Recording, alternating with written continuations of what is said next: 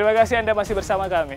Dan untuk Anda pemirsa yang baru saja bergabung, kami akan sajikan kembali 3 berita utama hari ini.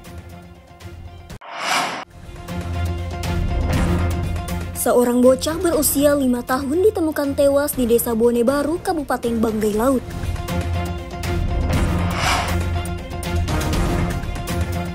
Seorang pejabat Polres Morowali dicopot karena diduga terlibat pungutan liar.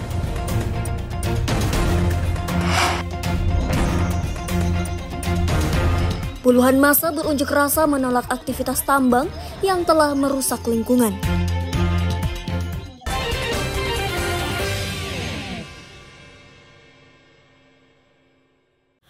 Praktik penjualan gas subsidi masih sering ditemukan di berbagai daerah termasuk Kota Palu. Harga jual LPG ukuran 3 kg bisa mencapai Rp30.000. Harga tersebut jauh melampaui harga eceran tertinggi yang ditetapkan pemerintah sebesar Rp18.000 per tabung. Menyikapi kondisi tersebut, Menteri Energi Sumber Daya Mineral menegaskan larangan penjualan LPG 3 kg ke pengecer mulai 1 Februari 2025. Langkah tersebut bertujuan untuk memastikan subsidi LPG tepat sasaran dan distribusi LPG 3 kg lebih terkontrol. Pemerintah Kota Palu melalui Satgas LPG juga telah memberlakukan pembatasan dan pelarangan bagi pengecer LPG 3 kg yang belum resmi. LPG 3 kg hanya diperbolehkan dijual dan tersedia di agen resmi Pertamina melalui pangkalan-pangkalannya. Untuk Satgas sendiri, kami tujuannya untuk memastikan bahwa memang penyaluran gas LPG 3 kg itu tepat sasaran. Yang menerima adalah masyarakat yang terdata di pangkalan dengan yang masuk ke dalam data DTKS pemerintah Kota Palu. Gas LPG 3 kg sudah tidak boleh dijual di pengecer yang tidak berizin. Jadi untuk masyarakat untuk mendapatkan gas LPG 3 kg itu harus di pangkalan yang berizin resmi dan terdata di agen-agen resmi yang punya Pertamina.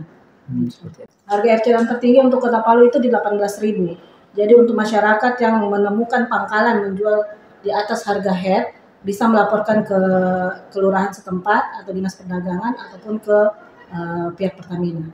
Masyarakat yang berhak membeli LPG subsidi hanyalah kategori kurang mampu dan terdaftar dalam program data terpadu kesejahteraan sosial alias DTKS. Syaratnya membawa KTP atau kartu keluarga ke agen atau pangkalan di setiap kelurahan.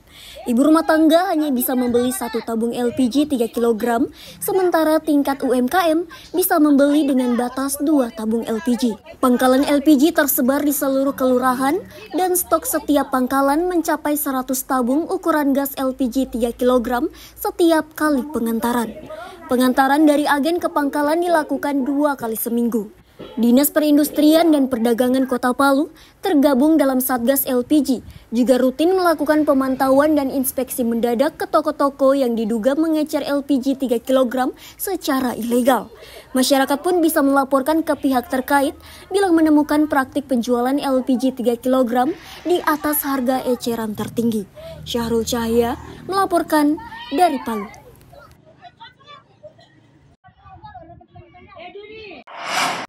Banjir dan longsor yang melanda sejumlah wilayah di Kabupaten Buol mendapat perhatian serius dari pihak terkait.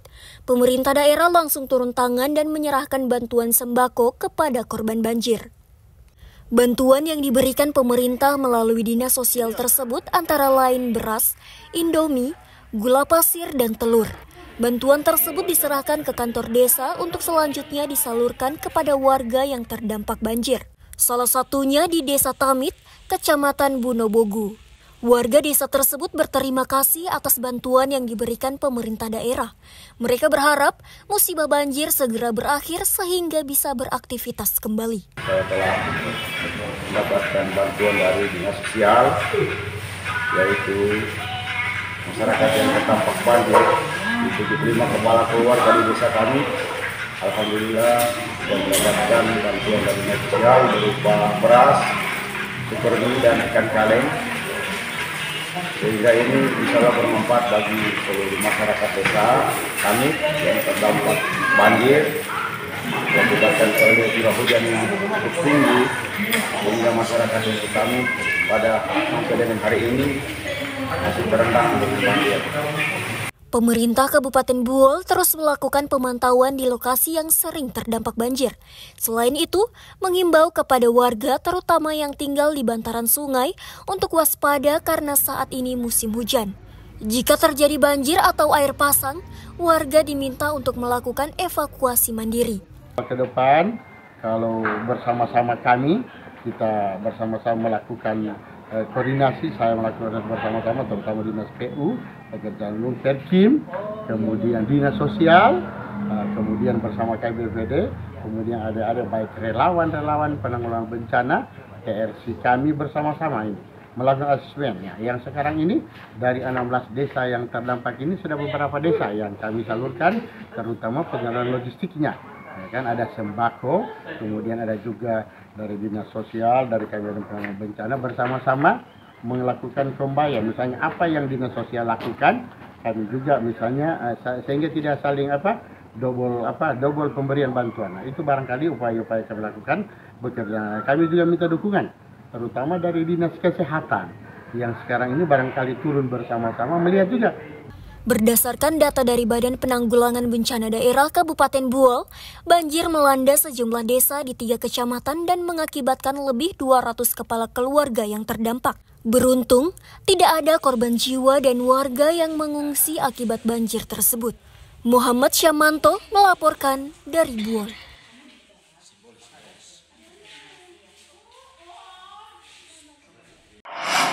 Di tengah perkembangan industri bahan bangunan modern, pasir semen menjadi salah satu pilihan warga. Usaha kerajinan ini mulai banyak digeluti warga, termasuk di Desa Kalukubula, Kecamatan Sigi Biromaru, Kabupaten Sigi. Adalah Sutoni, warga Desa Kalukubula yang telah menekuni usaha tersebut sejak tahun 2018 lalu. Beragam hasil kerajinan mulai dari paving block, loster hingga lubang angin. Model buatannya pun beragam, mulai bentuk cangkul dan persegi 6. Hasil karyanya tidak hanya dipasarkan di Kabupaten Sigi, tapi juga di Kota Palu. Harga karya seni pasir semen tersebut dijual bervariasi, mulai Rp30.000 hingga ratusan ribu rupiah per buah. Rata-rata setiap bulan, Sutoni menjual hasil karyanya sebanyak 5.000 buah. Hasil penjualan usaha pasir semen tersebut mencapai 10 juta rupiah per bulan.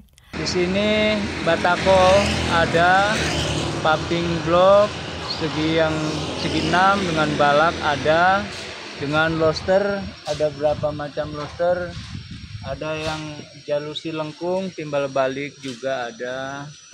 Ya, ada juga yang model lubang cangkul ini tadi. Kan ini lubang cangkul, kelebihannya ini dia lebih halus, jadi tidak perlu lagi diplamir, kadang langsung dicat boleh juga. Berkat usahanya tersebut, Sutoni tidak hanya mampu menghidupi keluarganya, tapi juga membantu perekonomian masyarakat di desanya.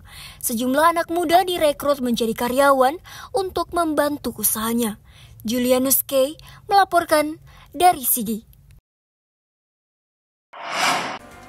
Informasi tadi mengakhiri kebersamaan kita di Berita Sultan hari ini. Mewakili rekan kerja yang bertugas, saya Aling Talamoa mengucapkan terima kasih atas kebersamaan Anda. Selamat beraktivitas, sampai jumpa, Songgom Puasi, Tabe.